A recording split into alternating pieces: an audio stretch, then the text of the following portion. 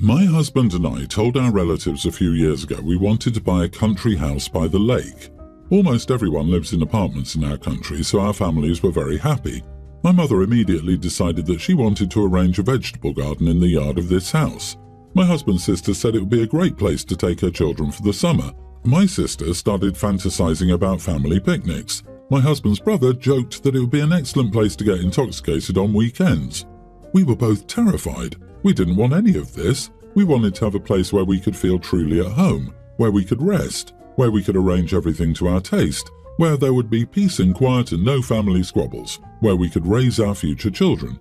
Ultimately, we decided to tell them that the deal had fallen through and there would be no house. After all, it's not even their business. We were the only ones buying the house, which had nothing to do with them.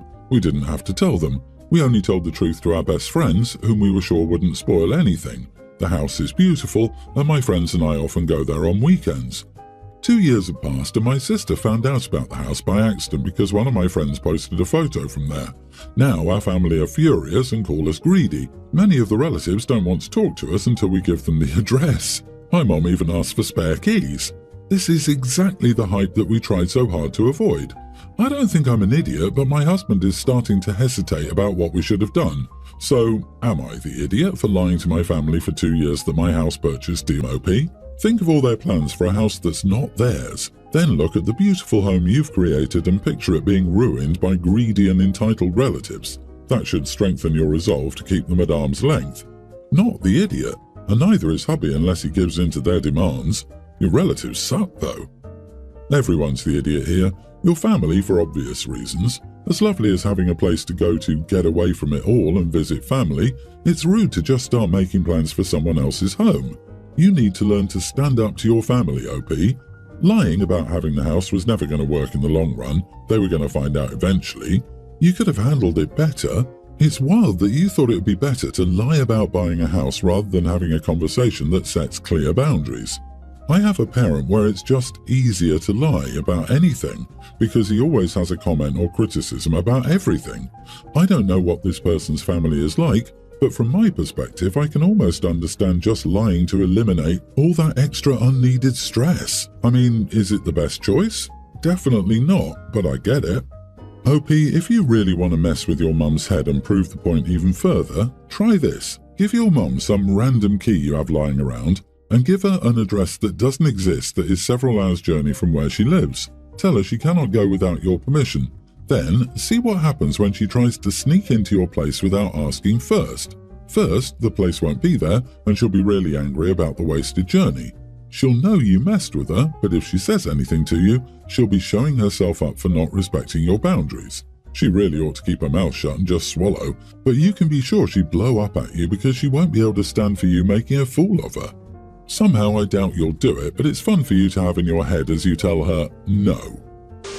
So for context, I'm a 41-year-old female. I've been married to a wonderful husband for 20 years and we're still madly in love.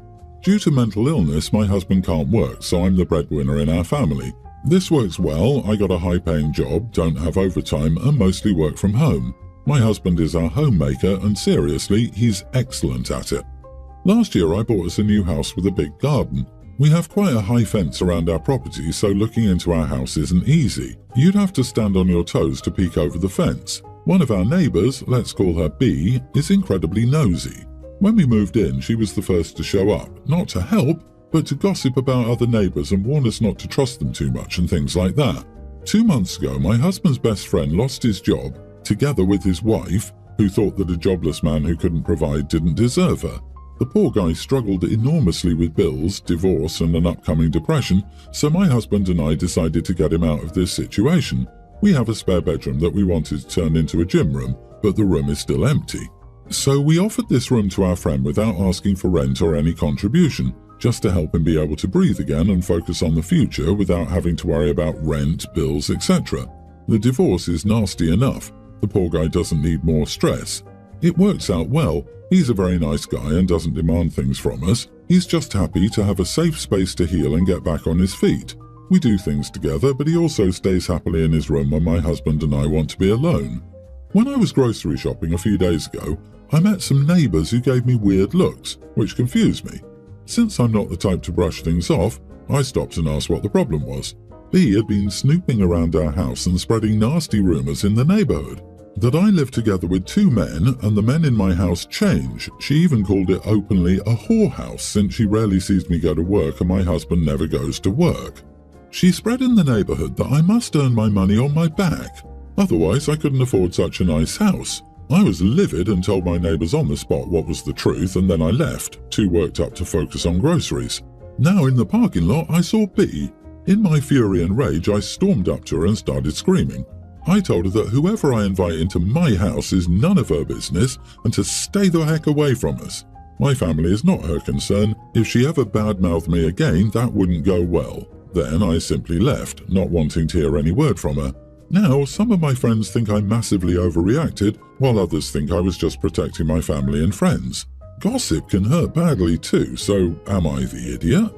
Not the idiot. This may just be the New York in me, but I think you did the right thing. Honestly, I can't believe you had the strength even to hold back.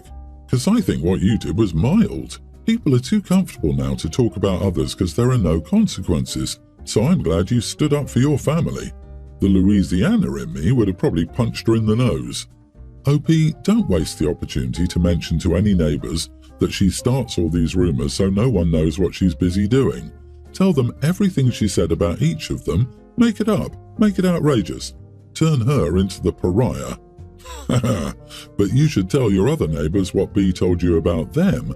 Make them understand what a two-faced witch that B is. Oh, and if she doesn't stop, get a lawyer. Scare her with the cease and desist letter, and if she keeps it up, sue her for slander. My husband and I have been together for over 20 years but have never married. Our son, 19, came out as gay 5 years ago, and of course we supported him completely. He has a boyfriend who he's been official with since then, and he's a great kid, and I'm glad they're happy together.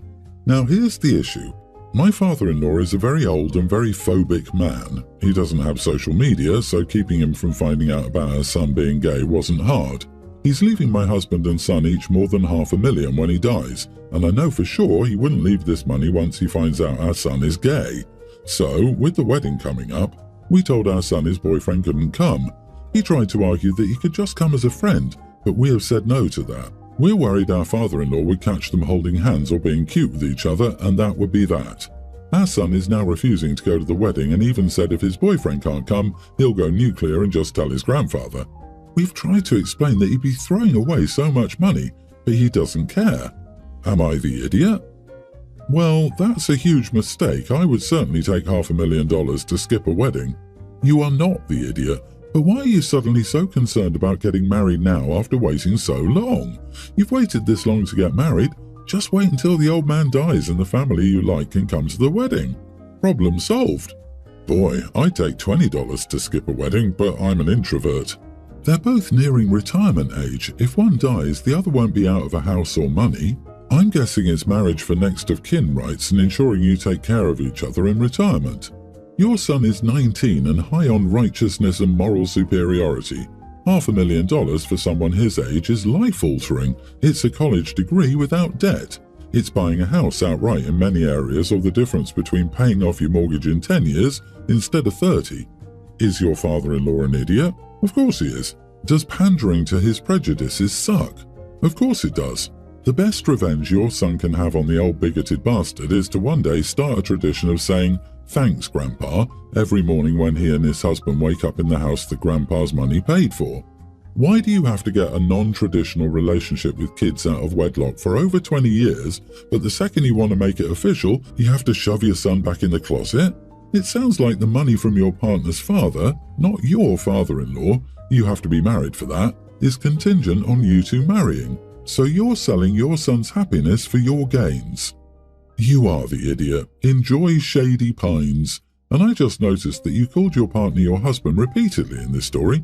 He's not your husband, as again, you have to be married for that. What happened? My daughter Brooke's birthday was on Friday, so we celebrated at home. Everything was going well until it was time for singing. Brooke blew out the candles and her cousin Aria blew on the cake too. My sister and brother-in-law said oops and apologised. Aria didn't understand. It was just an accident. But then Brooke turned it into a scene. She snapped at Aria, raising her voice and calling Aria a stupid brat. I immediately got firm and told Brooke to apologise. Brooke tried to argue that Aria ruined her birthday candles. I told Brooke I don't care who you are or what day it is. It is never okay to treat a toddler that way as a 20-year-old adult. Brooke refused to apologise and stormed off. After everyone had left, I informed Brooke that because she refused to apologise for how she acted towards her cousin, I was returning her purse, which was the main gift I had bought her. She also got a Stanley Cup, but I let her keep it since it's something practical for school. Brooke tried arguing that she was too old for me to confiscate her things and that returning the purse was going too far, but I just told Brooke that I bought the purse with my own money and was free to do what I pleased with it, and if she wanted to act like a child, then she'd get treated like one. Why I'm writing. My wife Kimberly said she would not rebuy the purse for Brooke and agreed Brooke was out of line for how she treated Aria during the birthday celebration. But Kim said that I should have more understanding for Brooke because of what's going on with Jessie. Jessie has been Brooke's best friend since they were in 4th grade. The problem is that Jessie recently got engaged and her fiancé is not a good guy. Brooke and Jessie's family staged an intervention to talk to Jessie, but Jessie is insistent on the marriage and has been talking to Brooke less and less. Of course, I understand that is heartbreaking, and I'm sorry Brooke must experience that with her friend. But what is happening with Jessie has nothing to do with how Brooke treated Aria. If Brooke had snapped at Aria but immediately apologised afterward, I could see how returning her purse could be considered unfair. But I think Kimberly is being too lenient with our daughter, and Brooke needs to understand that going through a difficult situation is not an excuse to behave poorly towards others. Am I the idiot? Not the idiot. A 20-year-old cursing out a toddler is too far. Also, the irony of this from your daughter, Brooke tried arguing that she's too old for me to be confiscating her things and returning the purse was going too far. She's too old to be behaving like a spoiled brat at 20 years old. She needs to be able to regulate her emotions when a toddler makes a small mistake, and not apologising is ridiculous. You can have empathy for her going through a crap time with her friend, but she doesn't need to take it out on others around her, especially little ones, without a concept of their mistakes. Not okay. This wouldn't be acceptable as a social norm in college or at the workplace. Don't let it slide now. Same. I was expecting an age difference of 2 to 4 years, and neither of them was older than a tween. I'm aghast that a 20-year-old would cuss out a toddler. Returning the purse might seem harsh to Brooke, but it's a clear message that disrespectful behaviour won't be tolerated, especially towards family members. Your wife Kimberly appears to agree with the decision too, so you're not alone in this. I was hoping Brooke would learn from this experience and understand the importance of treating others with kindness and respect, no matter what's happening in her personal life. So, who was supposed to be supervising the toddler? And did Brooke even want the child there? This was likely the straw that broke the camel's back, and it would not be shocking if OP's daughter is having a breakdown, yet her parents are more worried about punishing her than recognizing that their daughter is having an extremely rough time. Especially given OP doesn't seem to actually believe that watching Jessica be in an abusive relationship is serious enough to affect Brooke's mental health. I, female 29, was recently invited to a work dinner, as one of my colleagues is retiring. It was being held at a little barbecue restaurant in town. I was told that the dress code was smart casual. For context, I wore a nice skirt and button-up and a pair of Crocs. I live in a hot climate and lots of people, such as myself, wear sandals, Crocs, flip-flops everywhere. When we got to the restaurant, they had a dress code, and the hostess loudly told me I couldn't come in wearing Crocs. It was extremely embarrassing in front of my co-workers. I don't really understand the problem, because there were people wearing sneakers, Converse, etc., and that's fine, but Crocs aren't. It wasn't even a fancy restaurant, so I really wasn't expecting this. Anyway, one of my co-workers urged me to go home, change my shoes and return. I was so distraught I ended up just going home and not coming back. I suffer from anxiety and the whole experience just made me melt down. My co-workers are now collectively angry at me for leaving and not coming back. My boss told me the event wasn't about me and I should have sucked it up. Was I an idiot for leaving? I was told that the dress code was smart casual. Nowhere has that ever meant foam toddler shoes. No matter that Crocs are your standard footwear, this was an occasion with a specified dress code that does not include Crocs. Would you wear them to a wedding? You are the idiot, OP. Yeah, lady, what made you think that Crocs were business casual or smart casual? They're house shoes for children at best. Try to be more professional. You turned your co-worker's retirement party into an occasion where you were the main topic of conversation, all over a pair of shoes. If your anxiety is so intense that you can't handle being told that you're not in the dress code, you need to get help, or better help if you're already seeing a therapist. Can you imagine if the whole table is seated inside and waiting for her to return to order? She's just changing her shoes, she'll be here any minute. I'm just laughing at a barbecue restaurant having any dress code more significant than a wife beater, gym shorts and flip-flops. It's a freaking barbecue joint. Who the heck dresses up for that?